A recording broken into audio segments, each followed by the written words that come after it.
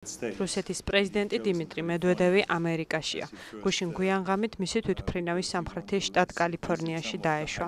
ვიზიტი ორ ქვეყანას შორის სავაჭრო და ბიზნეს თანამშრომლობის გაუმჯობესებისკენ არის მიმართული. რუსეთის პრეზიდენტი დღეს მაღალი ტექნოლოგიური კომპანიების ცენტრად მიჩნეულ კალიფორნიის სილიკონის ველის ბიზნესმენებთან შეხვედრას აწარმოებს. გარდა ამისა, ის კალიფორნიის შტატის გუბერნატორ არნოლდ შვარცენეგგერსაც შეხვდა.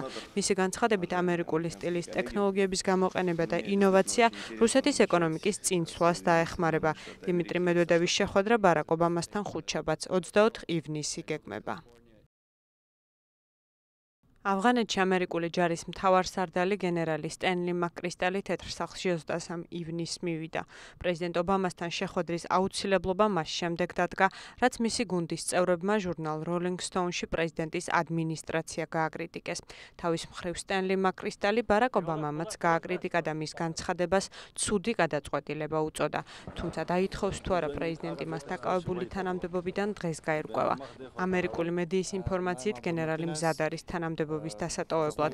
ვაშინგტონში გამომგზავრებამდე მან აღნიშნა, რომ ჟურნალ როლინგ სტოუნში გამოქვეყნებული სტატიას შეცდომა იყო, რომელიც არასოდეს უნდა მომხდარიყო.